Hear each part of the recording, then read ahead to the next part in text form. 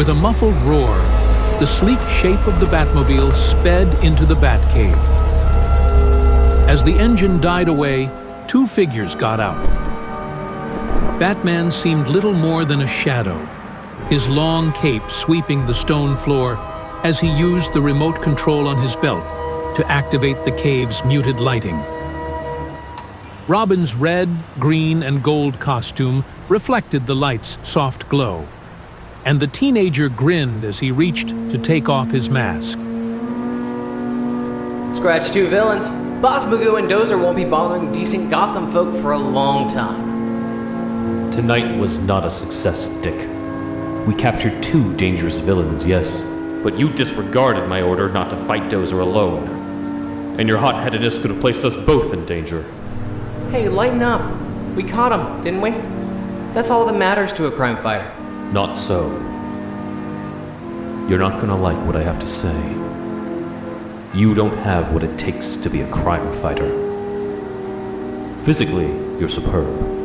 One of the best natural athletes I've ever seen. You've quickly mastered the basics of martial arts. Let's cut to the chase. Where's the butt? But you don't have the mental attitude. You're hot-headed, arrogant, and you disobey orders. If we go on like this, it's only a matter of time before one of us is hurt, or even killed, because of you. I've already watched my family murdered. Who cares if I die too? Being a hero is not about recklessness. It's not about vengeance or hatred. And I suppose you're going to tell me what it is about? You have to discover that for yourself.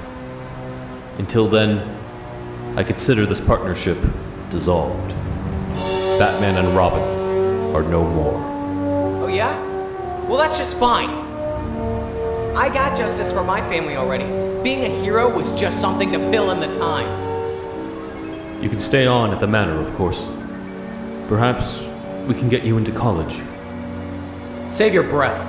I don't need to be Robin. I don't need heroes, and I don't need you.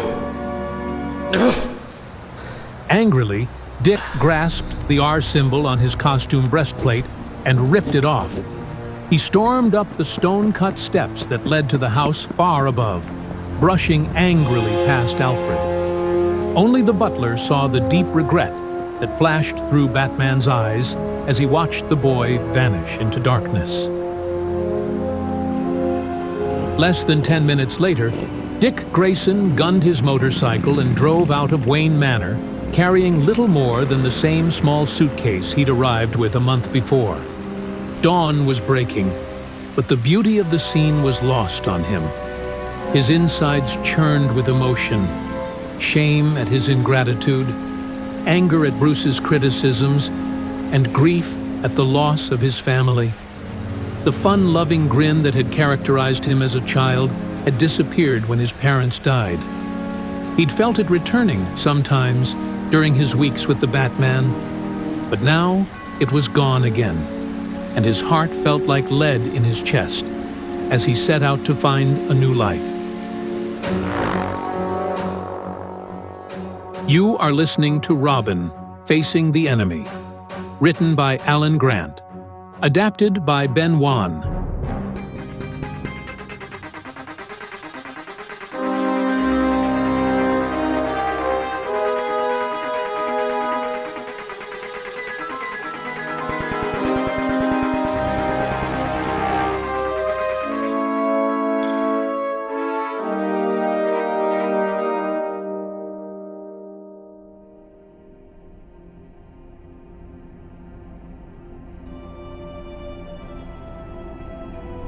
Billionaire industrialist Bruce Wayne settled back in the seat of a Rolls-Royce. He'd been working for 10 hours straight, running his global business empire. He was tired, but he would enjoy no rest. Only the day's work was done. Now he had to prepare for the long night as Batman. He turned to Alfred, who was driving the car with practiced ease. Did you make that call, Alfred? I did indeed, sir. Several times. But Master Richard is not answering his phone. Perhaps he's left town. You know, he was in a highly emotional state when he left the manor. He has no roots here. No real reason to stay in Gotham. That's why I'm worried about him. Only time can heal his wounds. And even then, never completely. I told him, after we took down Two-Face, that we can't bring back the past. No matter the pain, the survivors must go on. He's intelligent, personable, athletic. I'd hate to think of him wasting his time when he has so much promise. Dick Grayson has a lot to offer the world. If only he can find it in himself. Then let's hope he's out for a jog, sir. And not running away.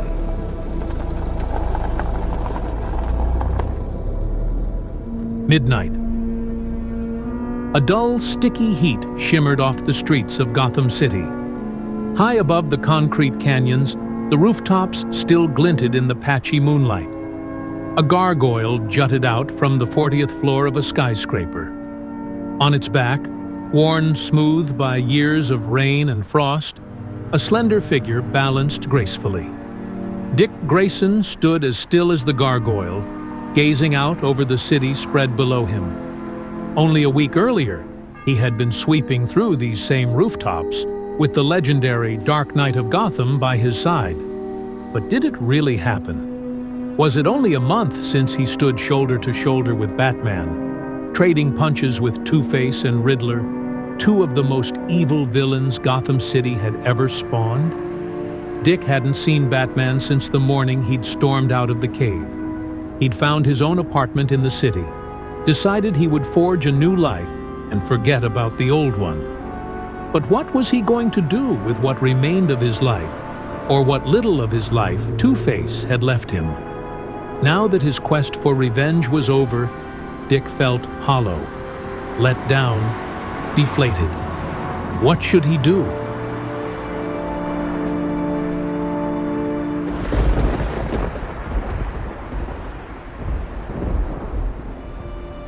A storm brought Dick down into the street to take cover. Soaked to the skin, he caught the welcoming lights of a place across the street called Joe's Diner. He was looking forward to being home, but right now, a cup of hot black coffee was just the pick-me-up he needed. The smell of hot waffles greeted Dick as he pulled open the door, but behind the warmth was an atmosphere filled with tension and fear. Dick took in the scene at a glance. A young couple sat at a window booth, both obviously afraid and trying not to look at the counter area. A large fat man stood with his back to them. He was shaking a clenched fist at a gray-haired old man in a white apron, who sat on a padded stool on the other side of the counter. Hey, your coffee's lousy. I ain't paying for it. And to teach you a lesson, I ain't paying for those 2 rotten burgers I ate either. Never had a complaint about my food in 40 years.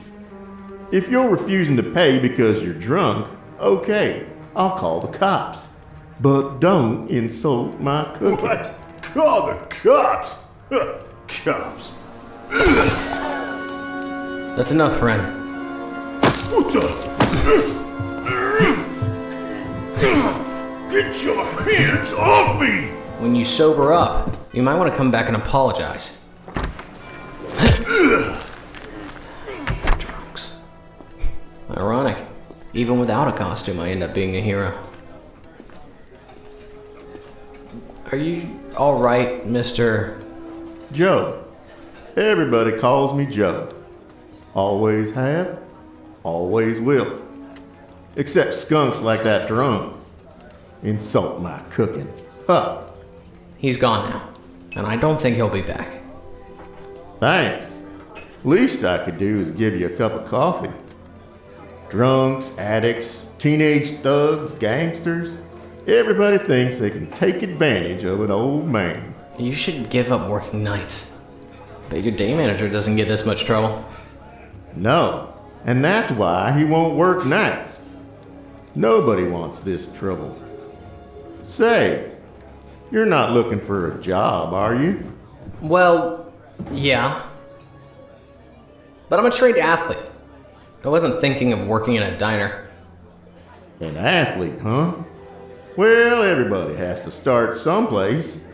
Albert Einstein, so I heard, got the idea of relativity when he was working in a fast food diner.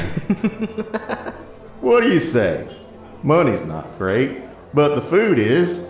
Besides, you could leave whenever you felt like it, and you're doing an old man a big favor. Okay. You've got yourself a new employee, sir. But I warn you, it's only temporary. The kind of mood I'm in, I could leave at any moment and just drift on. Spoken like a true big shot wannabe. It's a deal. You work, scare off the bad guys. I cook and pay. Let's seal the bargain with a cup of coffee.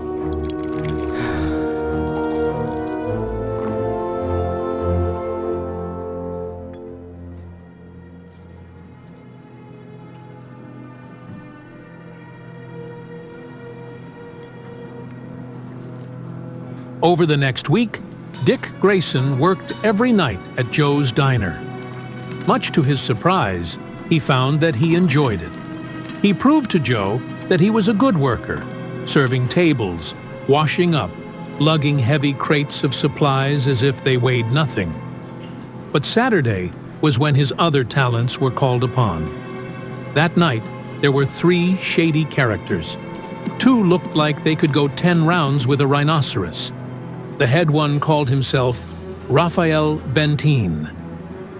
Listen, I'm in the insurance business, and if one place doesn't pay its insurance, others might think they could step out of line.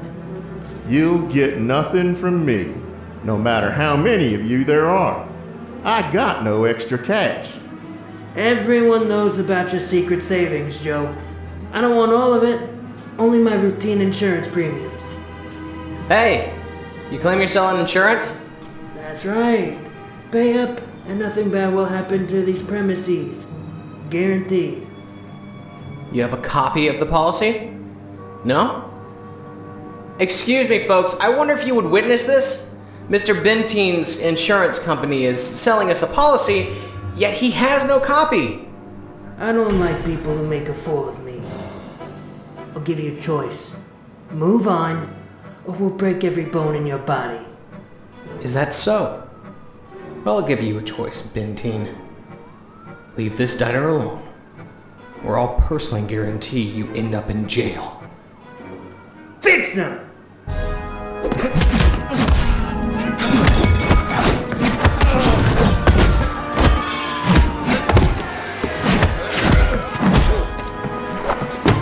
Everybody freeze!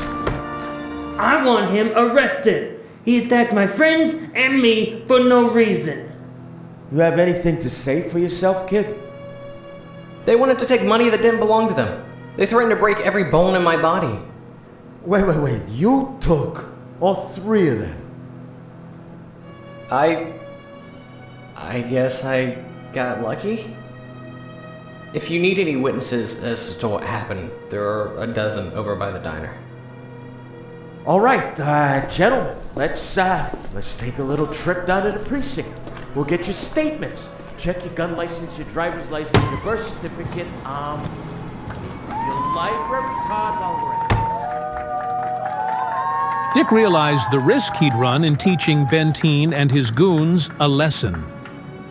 Ordinary people can't do the things crime fighters can. Now he understood why Bruce Wayne so often acted the wimp. He could never take the chance of someone making the connection to his secret identity. As the cops left with the gang, Joe pulled Dick aside. I can't thank you enough, son. It warmed my heart to see those thugs get their just desserts. That's only the start. They'll have to appear in court, too. I doubt it. You'd need to get those folks to agree to testify. And they won't, because Benteen would send goons to torch their houses or kidnap their children. So the perps get away to practice their business another day? That's the way of the world, son. Why doesn't somebody do something? Like who? We're all just ordinary guys. We can't stand up to organized crime. The cops try, but they have a zillion other problems. Was what the crook said true? Do you keep a lot of cash on the premises? My daughter lives in Australia. I have 3 grandkids and a son-in-law who I've only seen in photographs. I've been saving my tips to go out there sometime. So I have a little tucked away in case I need it fast. Hey, maybe I could even go this year, if you'd be willing to run the place for the autumn while I'm gone. You'd trust me to do that? Son, I don't know what it is about you. You're clever, friendly, quick to learn. I get the feeling you're special, but there's something you're holding back. You never talk about your past. Now, that's okay, that's your right. But if you ever feel like unloading it, Joe's your man.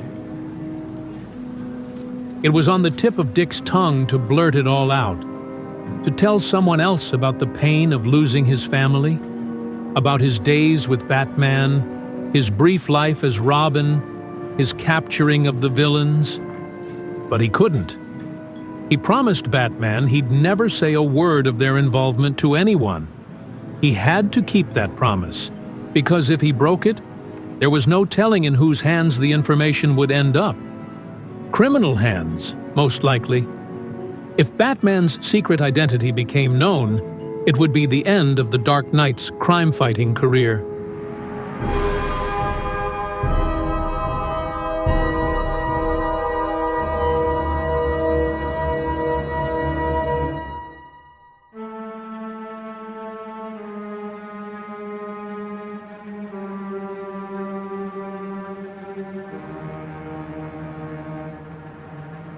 Later that week, Dick took the night off for a date, leaving Joe to mind the counter alone. Swiftly and silently, a dark figure entered the diner, flipping the open 24 hours sign to read closed. Then he hit the main light switch. The diner plunged into darkness. Huh? Joe took a flashlight from beneath the counter and swung it to face the aisle. He gasped and almost dropped the light as it illuminated a masked figure before him. Sweet mercy, what are you? I am the enemy. Your enemy. The enemy of all of Gotham. Where's the money hidden? I don't have any money. Just what's in the register. Liar! I know about your secret stash. Where is it? Show me or else. You'll never get it. Suddenly, Joe swung the flashlight back and brought it crashing down like a baton on the enemy's head. The enemy managed to use his arm to ward off the blow. Joe raised the flashlight to bring it down again, but this time he was too slow. The enemy lashed out with a gloved fist.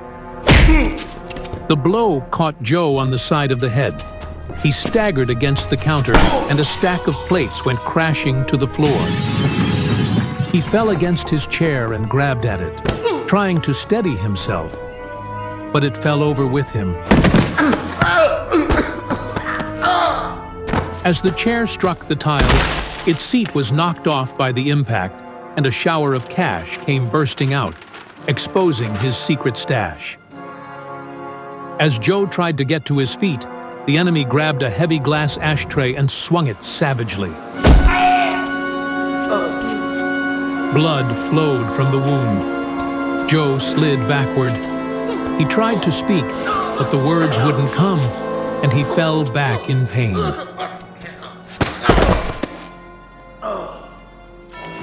The enemy scooped up as many of the bills as he could, then ran out of the diner.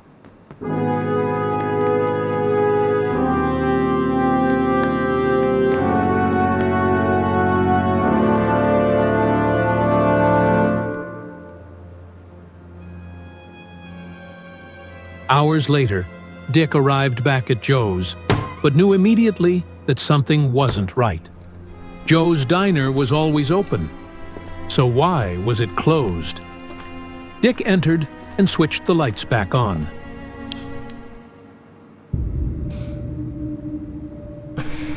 He froze in horror.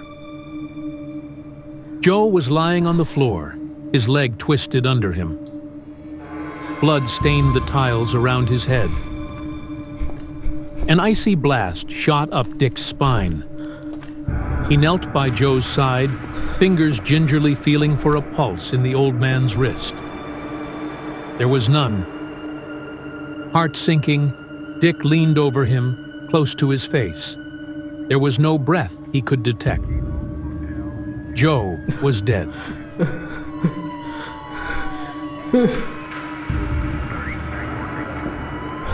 The police took Dick's statement and offered him a ride home, but the teenager declined.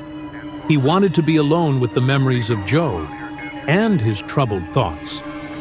It seemed unreal that, in this day and age, an old man could be killed for a few scraps of paper. And then Dick remembered all the other things about Gotham City. The muggings and thefts, the drunks, the gangs, the random violence. The victims were people like Joe, poor, honest, decent folks.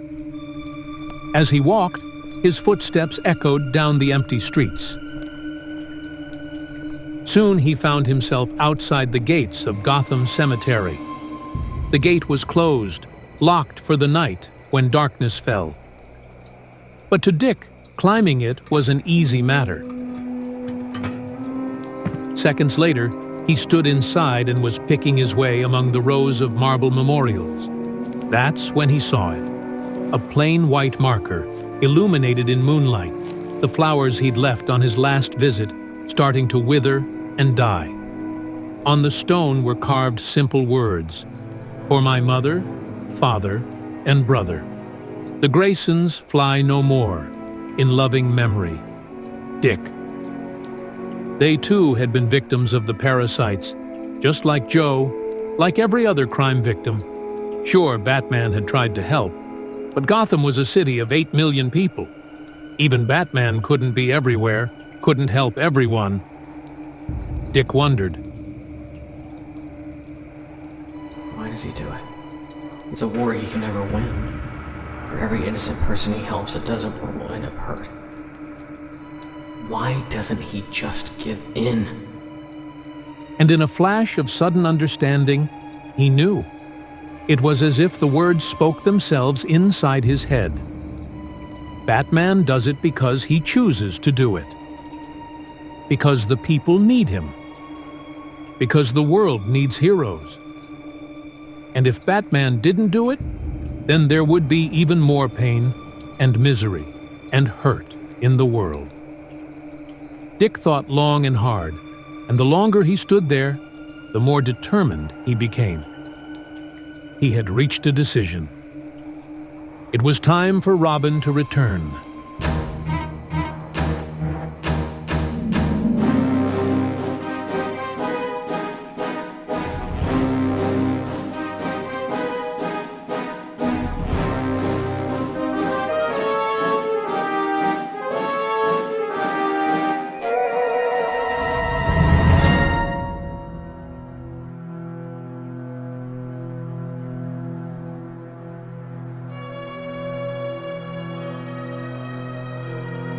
Dick could have asked Bruce Wayne for help.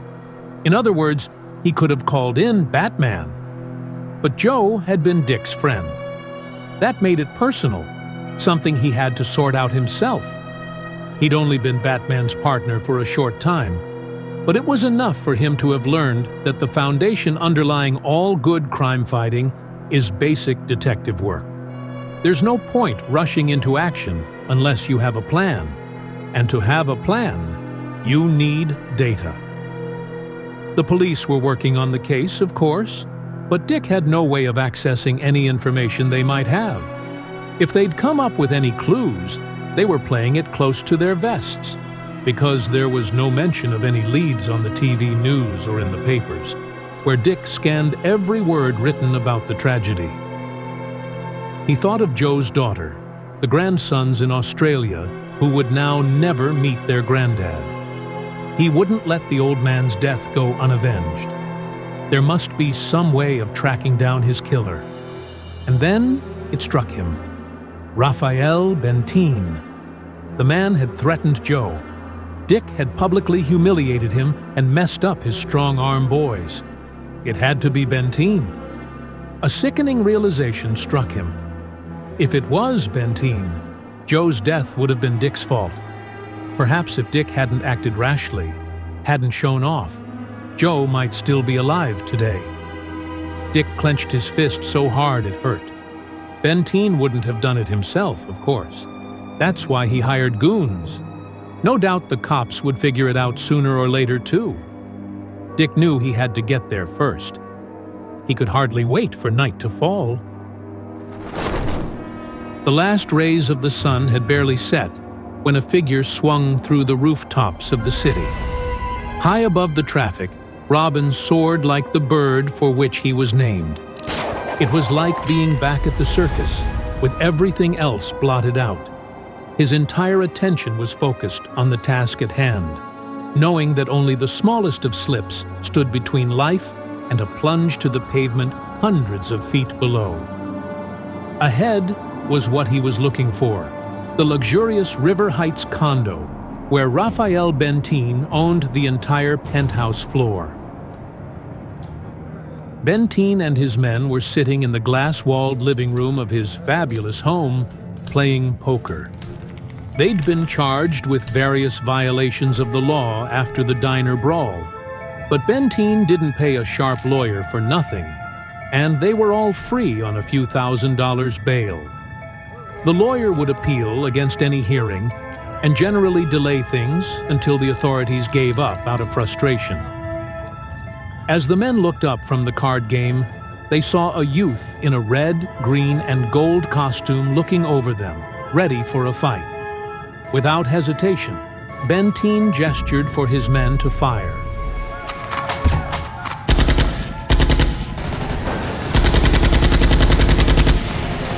Robin dived aside.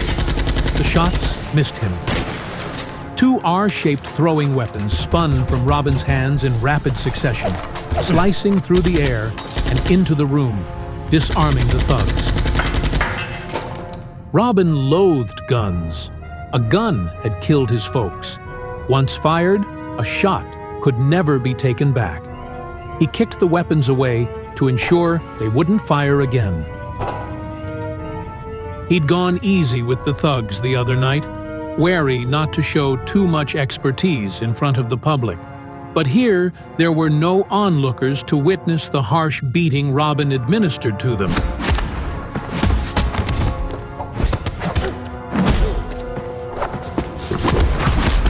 He left them groaning on the floor as he searched the penthouse. He found Benteen trying to hide in the bedroom's walk-in closet and hauled the gang boss out.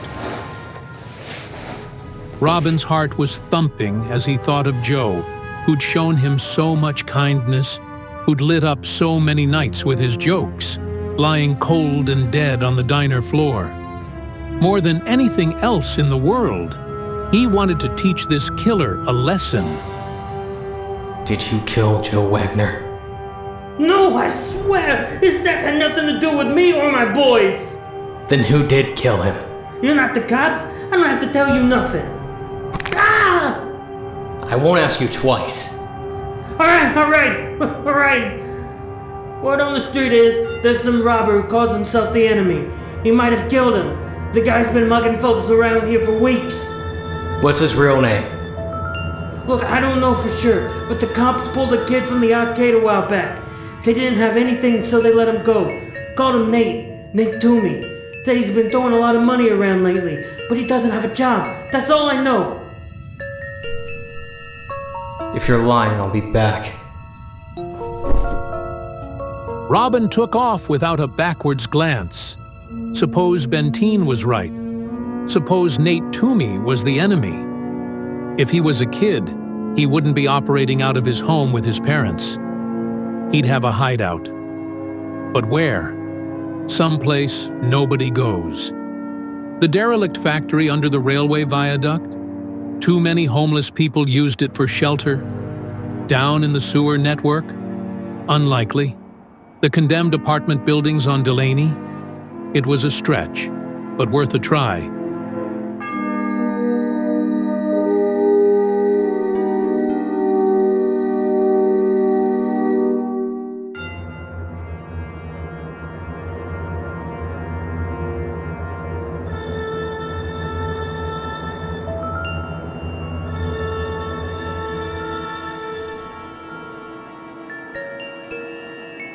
Nate Toomey was a teenager, just like Dick Grayson. His parents weren't as rich as Bruce Wayne, but they had enough to take care of him. Still, what drew Nate to crime wasn't poverty. It was rebellion. He enjoyed the adrenaline, the thrill of taking something for himself, and the freedom of using that money to be his own man, away from his parents. It had started with stealing wallets. Then it escalated into armed robbery. Soon, he decided to follow the trend of Gotham's criminal underworld by donning a mask and calling himself the Enemy of Gotham. He had been at the diner the day Dick fought off Benteen and his men. That's when he heard about Joe's secret stash and decided to rob him when Dick had a night off. But the murder of the old man wasn't what he originally planned. With the police on the lookout, Nate was planning on leaving town, but not by a route anyone could ever trace. He wrapped the cash carefully and stuffed it in his jacket pocket. It was 11 o'clock. Time to go. He pulled his mask into place as a figure in red, green, and gold dropped lithely from above, landing only a few yards from him. It's all over, Toomey. I know who you are.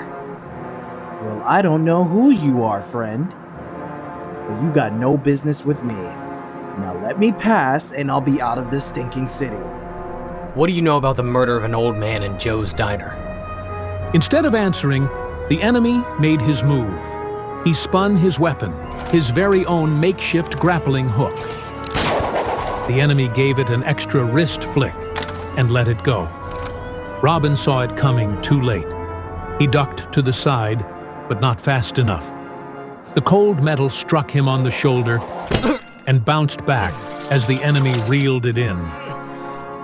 Then the enemy lashed out with a straight kick that, if it had connected cleanly, might have broken Robin's ribs. Robin rode the blow at the last moment, the Kevlar in his vest absorbing the impact, spreading its force over his whole torso. It was then that Robin remembered his father's advice on the trapeze: always leave your emotions on the ground. Batman had said the same thing about crime fighting. An angry fighter is a bad fighter. He makes too many mistakes. He loses the initiative, just like he was losing now. The enemy shoved Robin hard. The teenager's knees buckled as they struck the low parapet that ran around the edge of the flat roof. Suddenly, he lost his balance. Flailing in vain to steady himself, he went over the edge. Robin had fallen a good 30 feet before his instincts. Born of long, arduous hours of practice in the circus took over. First, he needed to break his fall. A flagpole flashed toward him, and he reached out for it, gloved hands grasping its smooth metal. But his arms would have been ripped from their sockets if he'd clung on.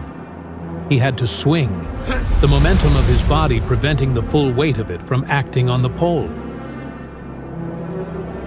When his feet reached their highest point in the air, he let go. He soared toward the small stone balcony he'd targeted, but he was moving too fast to land on it. Kicking off almost as soon as his feet touched stone, he dived head first this time. His hands scrabbled against a drain pipe, and he fought for a grip. The pipe creaked under his weight, but it didn't give. Seconds later, he shinnied up and onto the roof. There was no sign of Nate Toomey, the enemy. Dejected, Robin sat down on the roof edge. He felt like a fraud.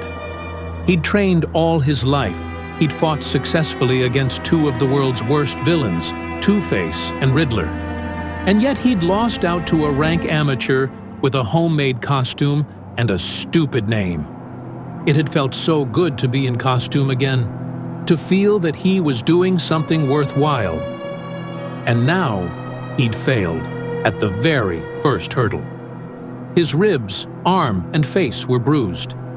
He tasted his own blood, and a probing tongue told him that he'd loosened a tooth. He'd thought he was to be a hero again, and instead he'd brought disgrace on himself and the costume he wore. He felt like giving up and slinking away into the shadows where nobody could find him and mock his pathetic efforts. What would Batman do if this happened to him? What would he do if he lost a fight and a murderer at the same time?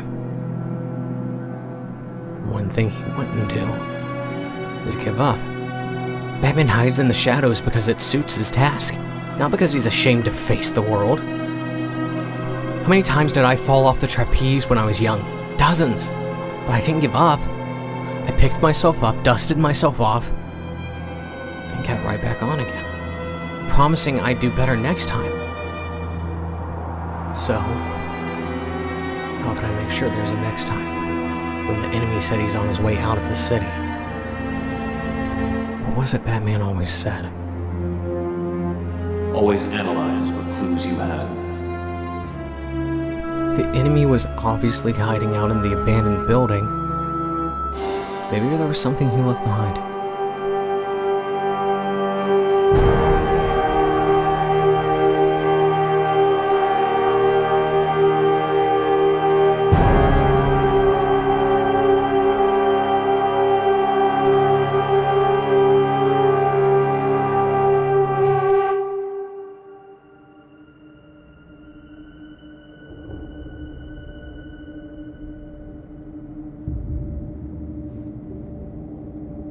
All units of the building were empty, save one.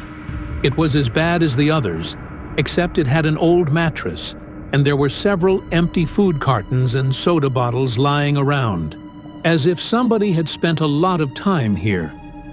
There was a map of the city, with drawings of buildings and their access points all marked out. And there was a timetable for the trains leaving and entering the city, with a sketched map showing the rail track through Cliff Junction. One figure was circled in black ink, the Midnight Special, a train that blew out of Gotham on its way to New Orleans and all points west. It was 11:45. He could still make it to the central station and find Toomey before the train pulled out on its long journey. As Robin took off, he tried to remember how the railway ran. Underground to start with, then on elevated tracks as it passed through the suburbs. But the line ran near the well-lit streets, and the enemy would risk being seen by dozens of people. What next? The train would pick up speed along the straight stretch, too fast to jump it there, before it had to slow for the Cliff Road junction and the tight turn it had to make before taking the bridge high over the tumbling Gotham River. That's when Robin realized the enemy was going to jump the train at the junction. When he arrived, the train was already taking off. Robin knew he could never drop to the ground, run up the banking, come alongside it, and leap aboard. It was going too fast, the banking too steep. He was going to lose his quarry again. Unless, even as he thought of it, he knew he'd do it. Just above his head, the tree trunk split into two forks. The larger went straight up, but the other branched out at a steep angle until its top overhung the tracks. Urgently, Robin climbed higher, out along the branching limb. In the darkness, he was prodded and ripped by a dozen small, unseen twigs. But gamely, he forced his way through them. The branch's very end stretched out over the railway tracks, but a good 20 feet higher than the top of the train. It was a long drop onto a moving target, and the train's speed meant he'd have to judge his landing to perfection, or be thrown violently off. He could be seriously injured, or worse. Robin took a deep breath, consciously relaxing his entire body. With a monstrous roar, the train charged by below him in a blur. It was now or never. He dropped.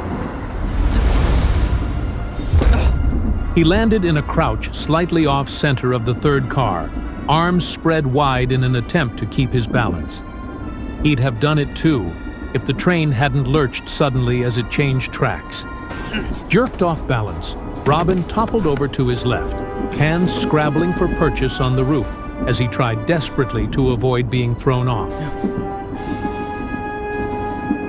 He succeeded, his gauntlets managing to obtain a hold on the low line of rivets that ran up the center of the roof.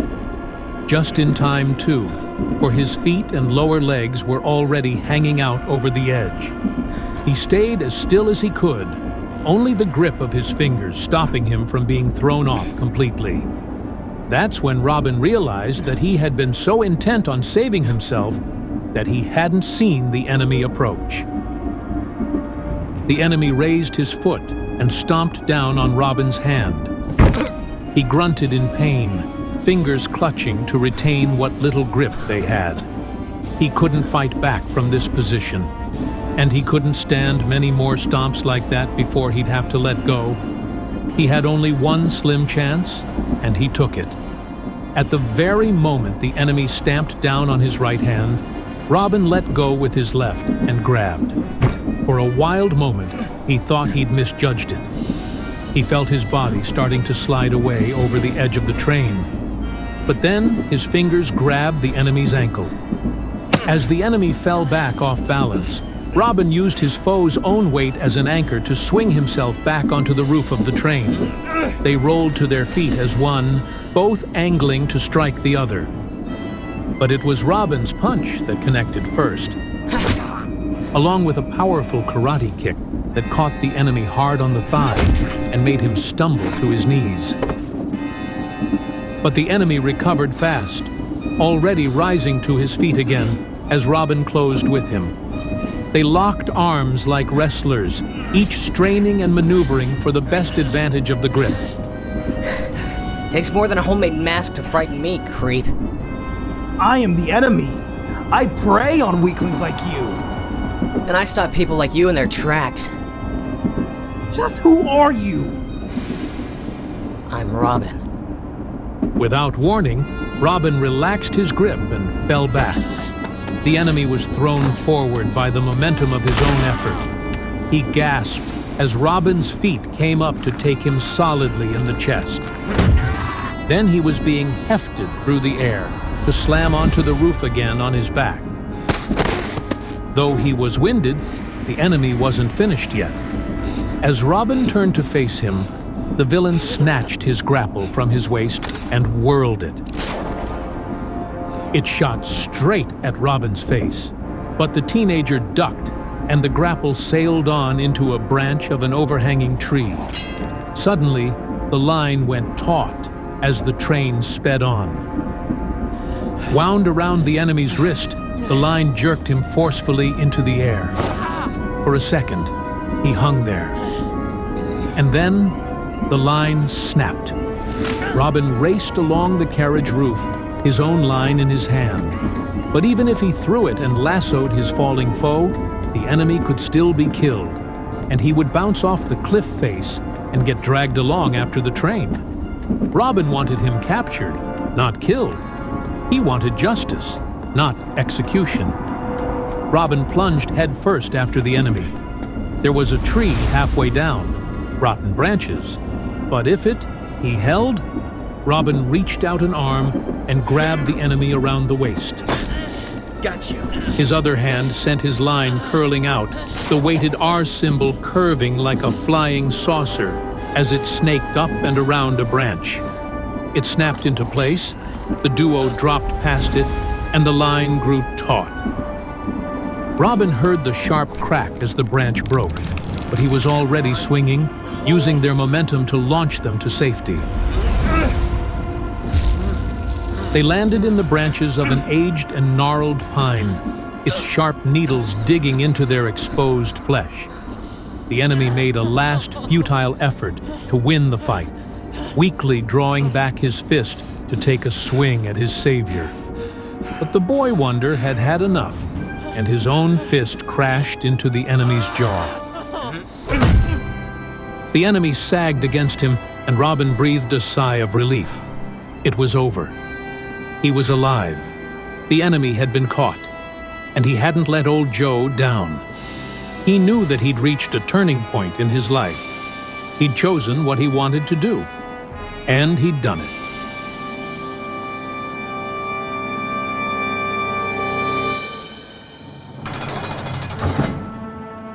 Blackgate Prison Island rose out of Gotham Sound like a castle from an ogre's nightmare.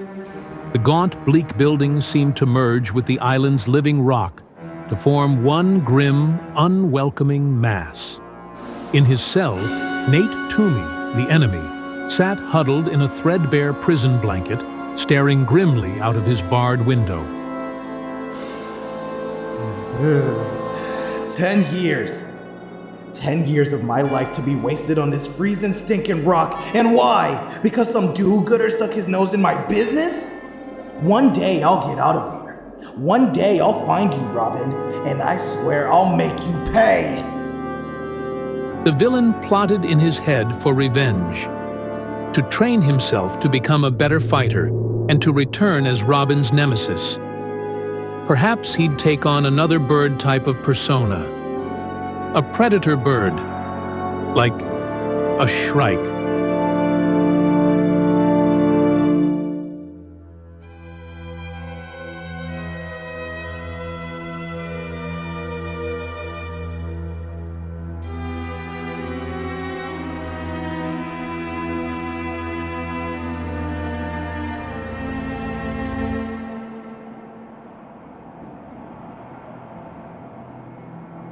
Midnight. The air was chilly now, the skies above Gotham lit by the glow from millions of lightings, blotting out all but the brightest stars. The slender silhouette of a lone figure etched against the moon, perched atop a gargoyle 40 stories above. He was no longer Dick Grayson. With the mask in place, wearing the costume of red, green, and gold, he was Robin now. Gotham was a mighty city. He thought of the millions of people, all going about their business, all making what they could of their lives. And the corners of his mouth turned down with distaste as he remembered the parasites who preyed on them. His own life had turned to tragedy, but now he had the ability to help others, to prevent the same grief befalling them. In capturing the enemy, Robin had found Joe's cash. With Bruce Wayne's help, they wired it to Joe's family in Australia. It wouldn't bring the old man back, but it was the least he could do to make it right. Robin turned slightly as Batman stepped from the rooftop shadows where he'd been all but invisible. The older man looked at the teenager for a moment, then put a fatherly hand on his shoulder. Remember what I once told you. We can never go back. Survivors must go forward. I know.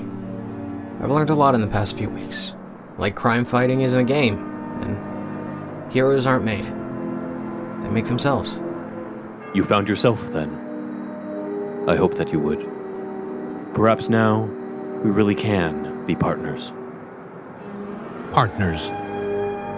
The word sounded good to Robin. He and Batman were on the same wavelength now. When they helped others, their own pain was forgotten. They could make a difference. He understood why Batman did what he did. And he knew, too, that now he had to do the same. Almost like destiny, though it was no fluke of blind fate, because he had made the choice himself. Robin grinned and put out his own hand. They clasped. He knew that a corner had been turned. He had grown up. He had a reason for going on. For a fleeting instant, if anyone below had looked up, they'd have seen two shadows pass fleetingly across the face of the moon. Batman and Robin were back in business, and as they disappeared into the darkness, like living shadows, the wind whipped around and seemed to whisper to the night, "A hero is reborn."